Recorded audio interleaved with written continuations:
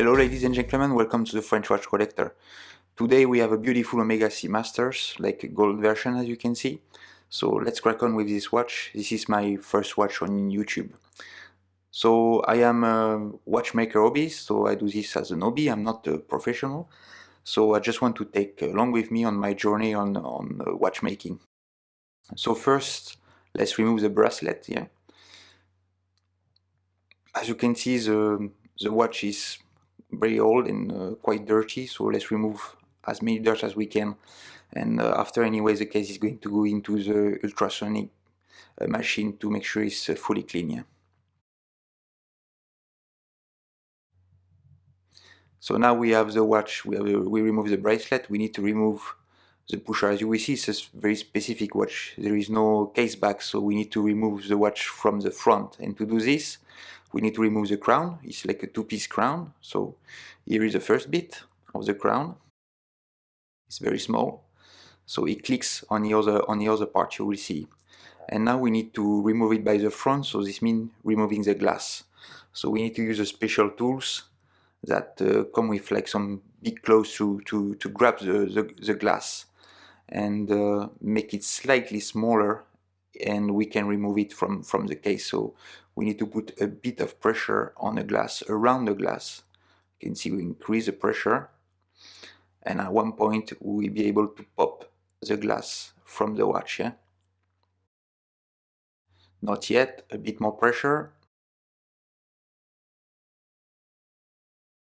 We need to make it to go very because it's very easy to break the glass as well if we put too much pressure. So that a bit more, and up it comes. So, and this glass has a gold ring around, so we make it even more tighter. So now let's remove the hand. So we put plastic on top of the dial to make sure we don't scratch the dial, and with Presto tool, it's like a version tool, we pop out the hand very slowly. Okay, so now the hand are out, and we can take them with carbon tweezer tips to make sure that we don't scratch the dial. The dial is very nice, very well protected. So in order to remove we have to push the other part of the stem and make it rotate, and very slowly, and you will see there is some grooves in the case. You will see when you put the case back, to make sure the dial stay in place and the movement stay in place. Here you can see the mechanism. So the model is a 136017, fully gold plated. Now let's carry on. So we have like very little tiny screws, which I call the screw fit dial. So it's holding the feet from the dials to make sure the dials stay in place. So we need to unscrew them, not fully, because I don't like to remove them fully. If we remove them fully, we can lose them. So I just remove them a bit, and now we are going to try to remove the dial very slowly to make sure we don't damage anything underneath. There we go. Just make sure you re-screw the dial screws, or else you will lose them when you wash the dial. Okay, so now let's move to put the movement in a vise, and let's start on the calendar side.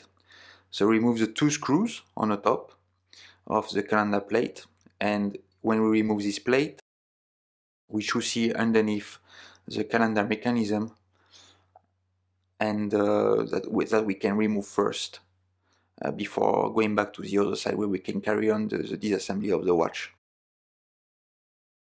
Okay, so I remove the second screws, just checking everything is okay. The first time I work on this movement, you will see on the other side which movement it is, yeah. So okay, let's remove the calendar plate. You can see underneath there is the date jumper with the spring that makes sure that when the date is changing, it's like a nice jump, clack, clack. So that's the date jumper.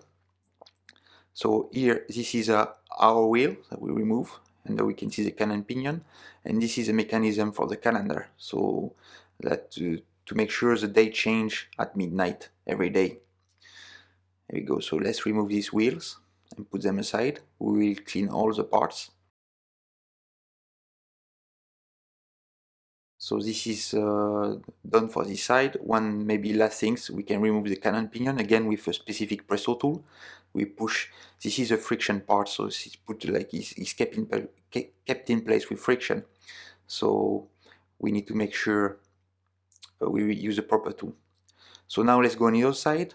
We remove the power. So you see with my tweezers, I took the click spring out and release slowly the power by holding the crown. Now all the power is out. I can remove the most fragile part of the watch and the most important part of the watch, which is the balance wheel. So let's remove the screws from the bridge and let's remove slowly the entire assembly. This is coming quite easy. Sometimes it's a bit more tight on some of the watches. So here we go. Let's take maybe here we go with a brass tweezers, so like we don't get scratch or we get less damage on a watch. Still not coming. Still a bit tight. It's kept in place on two little pivot points, so we need to make sure it's popping out. There we go. Now it's out. Now I can take the entire assembly very slowly, and you will see underneath there is a spring that makes the balance rotate, and this spring is very fragile, so we need to make sure we store it very quickly and in a safe place because you don't want to damage this part. So now the power is out, so I can remove the pallet fork. So the pallet fork is only in place with this pallet cock, that's the part on the top that is holding the pallet fork, held by two screws. Some watches only have different design of pallet cock, only holding with one screw, so this one is like a two screw setup. So let's remove it. Let's remove the two screws, and now let's remove the pallet cock that sometimes can be a bit difficult to remove because there is not really some place to grip it, like you can see, like, and this is, you saw the pallet fork coming with the pallet cock. This means that there is dry hole in it, so you need a maintenance. So let's start by removing the screw on a ratchet wheel. Okay, let's remove the ratchet wheel. Now it's off, and let's carry on the assembly by the click assembly. So let's remove the screw first.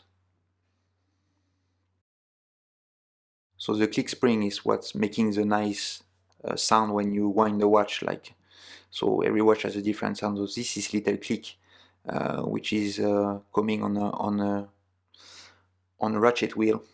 So here it off, sorry, and you can see underneath the little spring that sometimes is jumping. I remove it only sometimes. I like to hold them with a bit of Rodico to make sure it doesn't jump, because it's a very lively little spring and very easy to lose. Yeah. So now let's carry on the disassembly on the crown wheel by removing the two little screws. So this is like, the screws are very tiny, but they are unscrewing in a normal way, let's say. Some design have only one screw in the middle, and this is a counterclockwise, sorry, screw. So at the beginning you can make a mistake and break the screw. So when you see only one screw, it's a big red flag. You need to be very careful when you undo this one. Okay, so now we remove completely the crown wheel. Let's carry on by removing the barrel plate. This one is holding with 3 screws. This one is very tight. So on some of the watch, like, yeah, you will have like very tight screws. I don't know if it's previous watchmaker who ties them, or maybe sometime like some rust or something. But it's not very good, I think, to over tight the screw.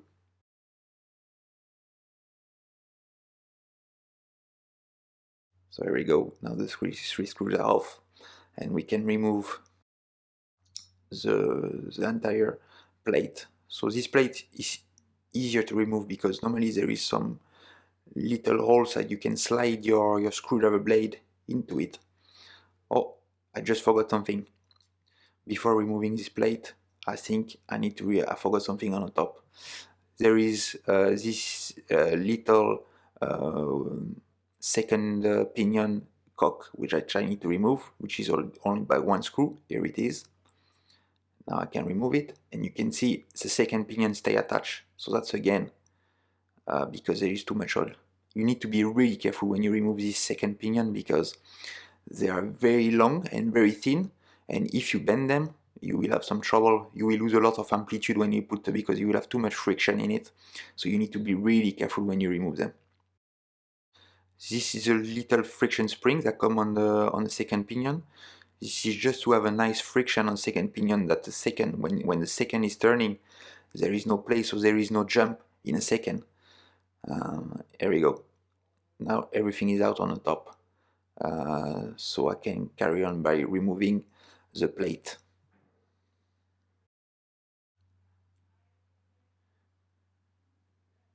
This is a very big plate. You have different design depending on the watchmaker, but this is a very big plate. So I cannot remove the plate because, as you can see, there is a wheel on the top of it. And I don't want to try and force to bend the wheel. So first I'm going to remove this what we call the train wheel bridge. So by removing these two little screws,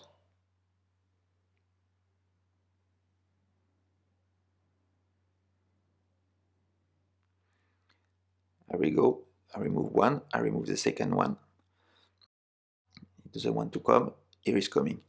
And this is like the other bridge, there is holes, so it's where you can put your screwdriver if you need to. So this is coming easy. This is again, you see, the escape wheel is staying attached, so this is a sign that the oil dried up and you need a good maintenance on the watch.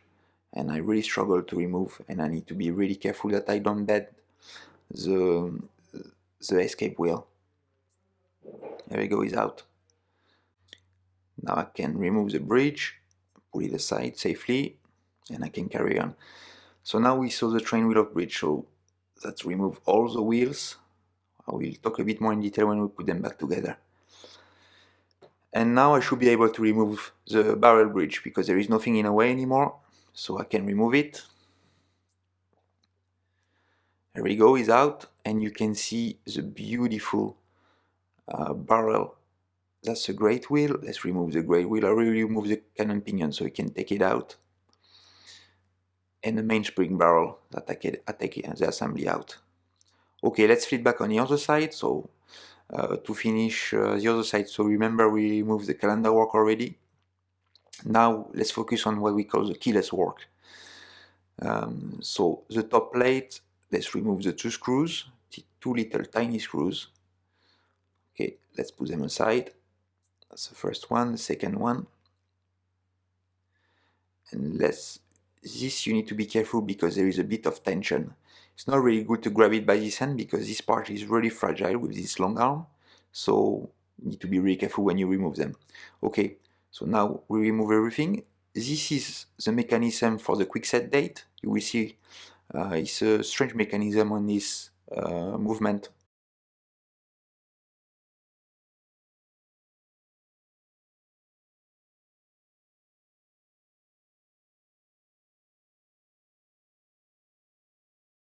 And this wheel, I don't know why normally it come off, but it was impossible to take it off.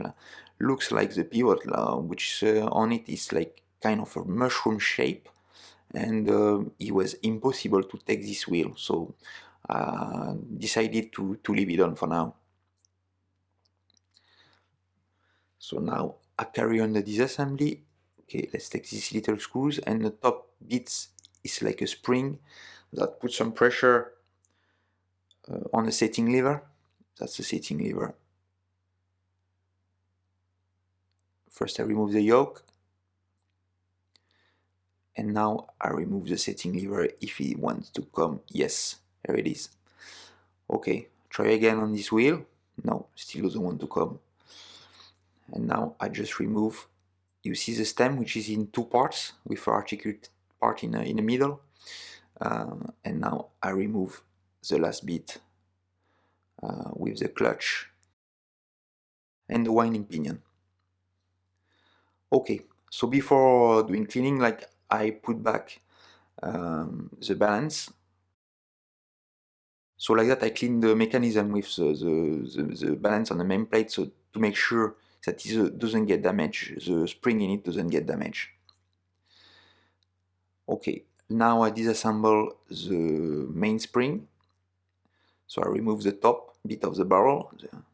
Yeah, it looks quite clean inside. Sometimes it's a lot worse. That's the arbor. I remove the arbor and I remove the mainspring. So this is, yeah, like I said, it's an amateur video. So if you like this video, if you find it interesting, if you want to know more about watchmaking as a hobby, just please click and subscribe, like the video. It will help me a lot and motivate me a lot to do some more new videos. Okay, so now I clean everything in ultrasonic machine and let's reassemble everything.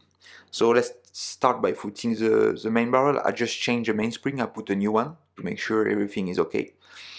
Before putting the mainspring, you need to put a little bit of oil, so 9104 in a hole of the mainspring, and I just put some 9104 as well in a hole in the center where I put the great wheel there. Okay, so the great wheel is in place and is directly driven by the mainspring barrel here. Again, let's put some 9104 in a hole where the setting lever will come.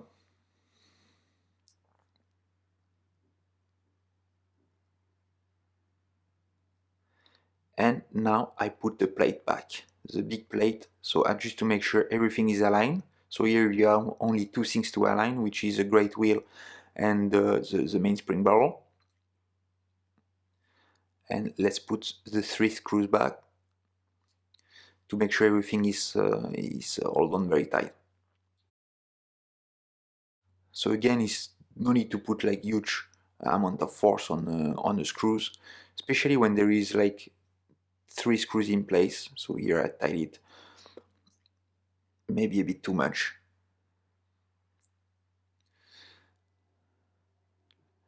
These screws are very tiny. Look at it compared to my finger. It's you don't see because yeah, now it's in a macro view, so everything looks big. But when you see the screws compared to my finger, yeah, it's very tiny. And the screws as well is like in most of the watch, like you see this one. They call that they have a black mirror finish on it, so you see the top of the screws is very shiny.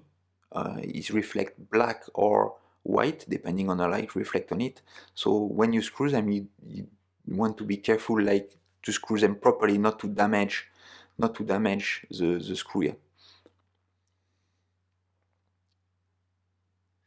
Okay, so now the main plate is in place. I'm going to put some 9104 around the place where you have the crown wheel to make sure the crown wheel is nicely lubricated when it turns. So here is the crown wheel. Oh, just put it back. And now we are going to put the plate on it. Maybe before, let's see. We are going to put a bit more oil, some 9104 again on the groove to make sure everything is turning properly and everything is lubricated. Very important. So let's put the plate back. Let's try to align the holes. Here we go. And let's put these very tiny screws. So this is the first one. Same again, these one are very small. So you need to be very careful when you put them, not to over tight them. I like to put one to screw it, but not fully, and put the second one in place. So like that, it will. If the first one is not screwed fully, it will help locate the plate in a perfect way. So now I tied this one, and I tied the first one I put in that I was not tied properly. There we go. Now just check with the screwdriver. You don't see very well, but I just check with the screwdriver that everything is turning. That there is no friction point. It looks good. So let's carry on.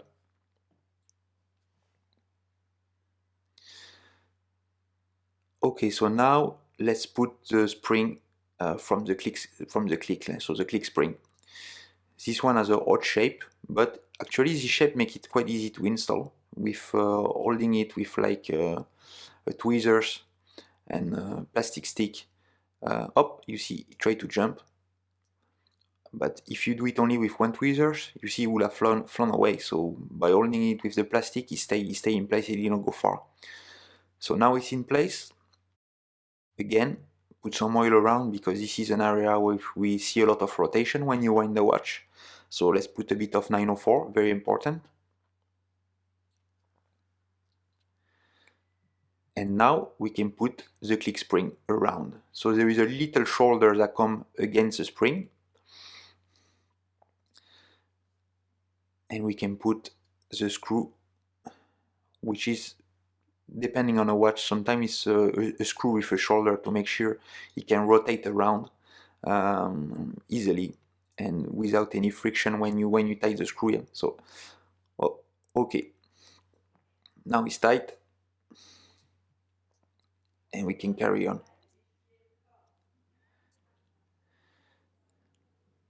And now we carry on the work with the ratchet wheel. So as you can see as well on the picture, I don't know if you can notice, you see the model of the movement. This is a 613 movement, so manual movement. We don't have, it's not an automatic movement, so you don't see an automatic mechanism with oscillating weight on top of it, so it's manual wind. And this one is the top of the line from the 600 movement. It has a quick set date. We see on the other side. On the other side, the movement, the mechanism, sorry, for the quick set date. But this is the top of the line with the date and the quick set date. So this is a very beautiful movement, and most of the Omega movement, they are finished with this color, with this kind of bronze color. It's very nice to look at when you work on them.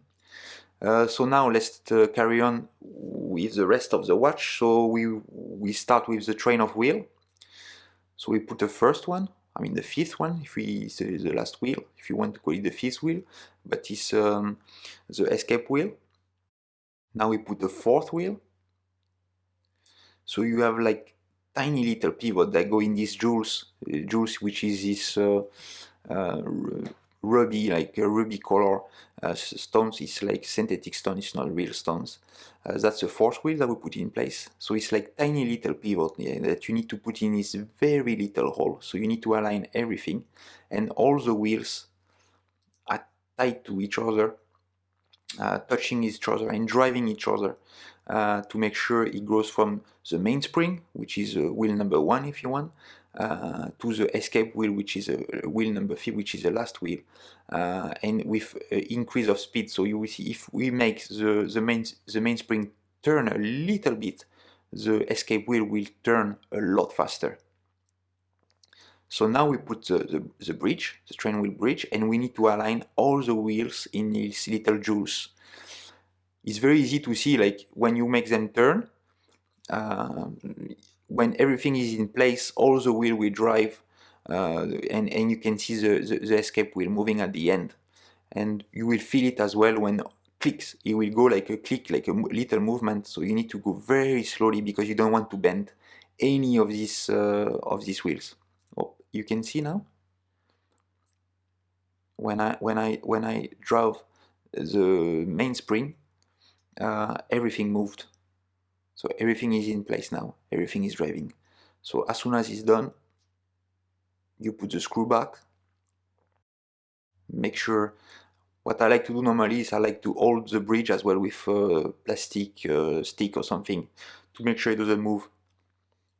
Because if one of the wheels is not in place and you screw it, like you screw the bridge on top of it, you will bend the wheel and you need to change the wheel. And some of these movements are old movements.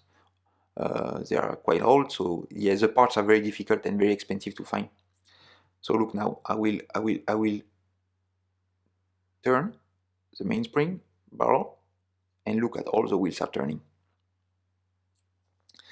Okay, so let's move to the other side. Let's start by the keyless work assembly. So we'll take the first two parts which is the clutch wheel and the winding wheels. So first we need to make sure we grease them properly, because this is some parts that will see a lot of wear. So with grease it will help to slide and not wear the metal. Yeah? So here we put actually grease on it and not oil like on the other side. Now I put it there because I lubricate the shoulders. That's where the shoulders, where the winding wheels will come.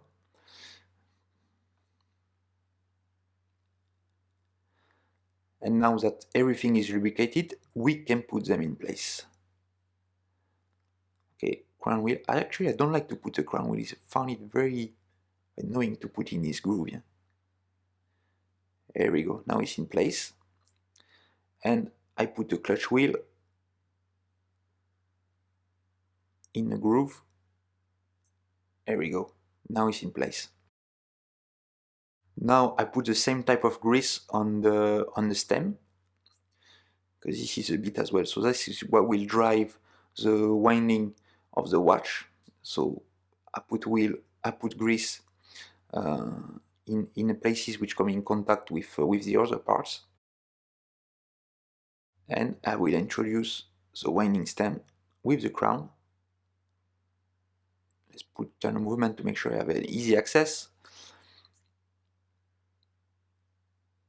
and it goes straight in. Okay, so now I'm going to put a setting lever. So that's a setting lever. That's what we make the action rock. So you see when you pull on a stem, it will rock around its axis, and that's what will activate the system if you want to go from winding mode, changing time mode, or in this case as well for the quick side date. Okay, this is a spring that go on top of the setting lever to make sure it stay in place with a little tiny screw.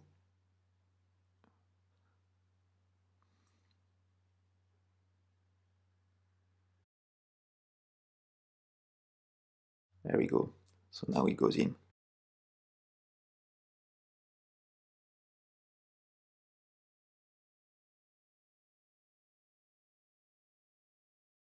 Okay, now I'm going to lubricate the place where this is when goes the yoke around. So this is the point where the yoke is going to pivot around it, and this is a bit in a clutch where the yoke is going to come. So we need to make sure it's properly lubricated. There we go. Now it's in place.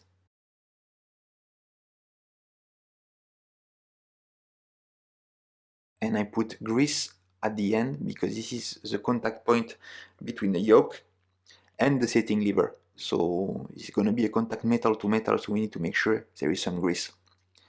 And here I'm putting the yoke spring. So I hold it in place with the plastic stick, the flat bit, and push it with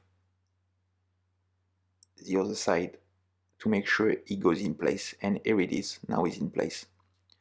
Just put some grease again.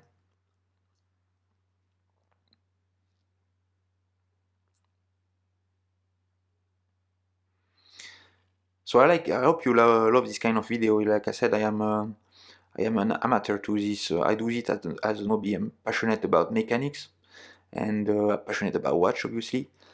So I started this hobby not a long time ago, and I really enjoy it, to buy like old watches, try to find what's wrong with the watches, disassemble it, clean it, reassemble it, fix the problem, and obviously at the end enjoy the watch.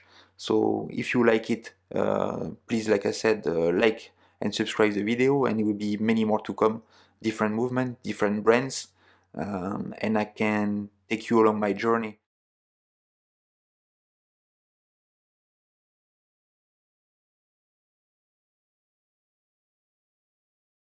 Okay, so now we carry on with the work. This is a minute wheel I put in place. I just put the cannon pinion as well, which is friction mounted. Now I can see everything is turning, everything is driving. And now let's put this plate on the top with like this arm, which will act as a selector. You will see when I didn't film this bit, but now I put the screws. Put a bit of 9104 on the bits we're going to put the calendar mechanism, where you have the two wheels of the calendar mechanism, the driving wheel. This is a calendar driving wheel, and these little tiny wheels that go the other way around with a small bit at the bottom. Okay, no, it's not yet. Oh, here we go. Now it's nicely in place. Nicely in place. Okay, and it drives the calendar wheel. And this is our wheel that we drive as well the calendar, you see, because the calendar need to be linked to the hours. When it's at midnight, it need to jump precisely. And now I can put the calendar wheel, calendar ring around.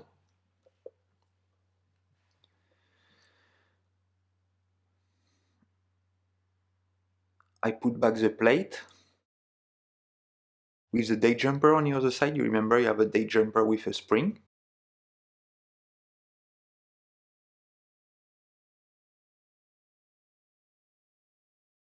And this little arm there, that's the arm that would be the spring that would be used to set up the quick set date. It need to be up, you see, you need to align the pin that you see underneath on this spring. I need to make sure that's going in. There we go. Now it's sitting flat. It's sitting in front of the screw hole, and I can put the screws. Okay, now the second screw goes. Now let's tie them. Just use my red stick to make sure everything is kept in place. Oh, this one doesn't want to stay. It was not in properly.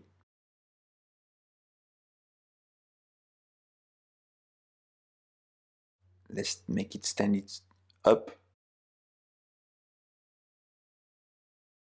And here we go, we can screw it now. Same at the beginning, like at the beginning it's like with the screws you need to be really careful because you have tendency to slip and damage after the parts. The more you do it, the more you get used to it, the better you come as well with the screwdriver. It's like a very small screwdriver. It's nothing compared to what you are used to with like a screwdriver for DIY. So you need to be very careful at the beginning, and with the experience you will get more and more agile if you want with the screwdriver. Okay, everything is tight now. Let's check. Up, I pull, you see like the third position, and the quick change date is a very weird mechanism because normally for the quick change date you will have a third position where you rotate and the date change. This is you pull. When you pull to the third position, it jump. You need to put it in a second, third position again, and it jump. It's a pulling way to change the date rather than a rotating way. Okay, and now by changing the time, see when I pass normally midnight, the date is changing. So everything is working on the calendar side. Now let's carry on the other side with the interesting bit. So we are going to put the important part of the watch that will make it start or not.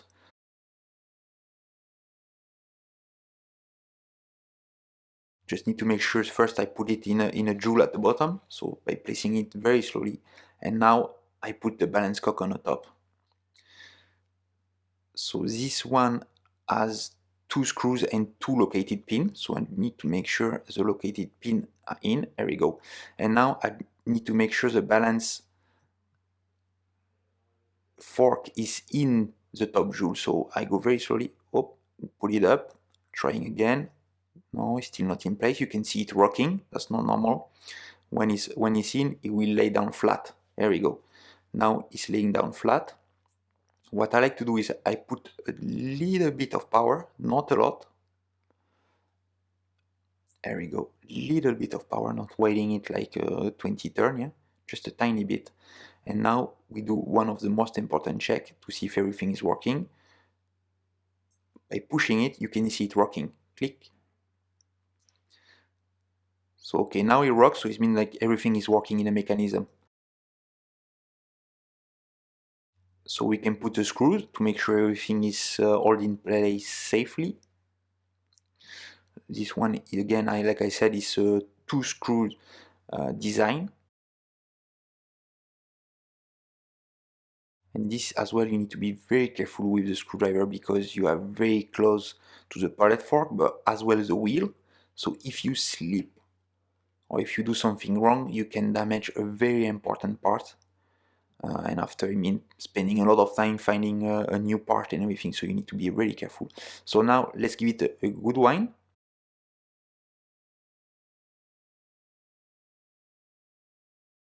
And look at it, see if it works. Yeah, click, so it worked. I put it in a position to put the balance assembly.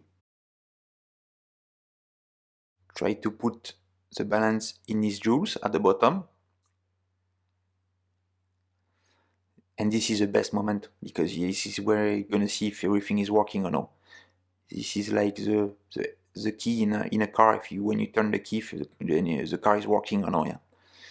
So far nothing. Just put it in place. Try to rock it. Nothing. There we go. That's it. That when I cannot describe the feeling when you work on a watch and you see it starting like that after being fully disassembled. It's a very nice feeling. Now I put the screw. If you want to go, yeah. Obviously I did not show in this video, but maybe I will do a special video on this. I lubricated as well all the jewels from the train bridge with like specific holes, and I lubricated as well the shock springs. So on the balance.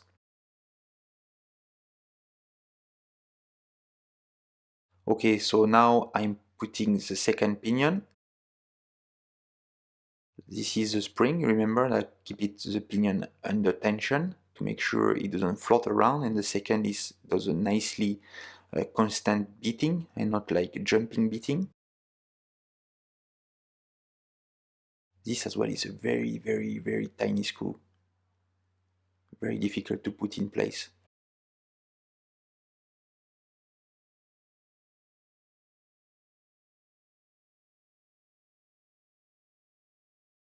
Okay, I screw it very slowly because I don't want to damage anything, because we are almost at the end. So, and I put the second pinion cock on top of it. There we go, which is aligning with like these two pivot point, two located pins, sorry. There we go, is in, everything is located properly. And I put this screw.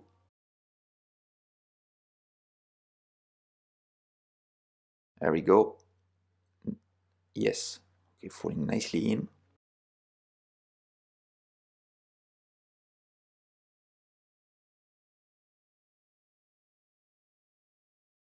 I just do a very light die cleaning because it was quite in good condition, so just a bit of water. We'll clean it, now drying it. Just try to make like these shiny parts like the 12, 3, 6 and 9 o'clock position shine a bit more.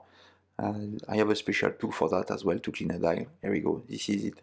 So now just brushing it very slowly just to make it a bit more shiny, a bit more clean, even if it was not very dirty, but it will look better. Last one, a little brush, and now we can put the dial back on the movement. So you remember the screw, so fit, so I untied them, put it back, tie them, both of them, to make sure it's all in position securely. There we go. Now the dial is back on. And let's put the hand. First bit I did not show it in this video, it just to put the date just after the jumping. So you turn the watch like if you are changing the time, and as soon as the day jump, you stop. And you reset your hand, so the hour, first we put the hour hand with the little tool to push it into position.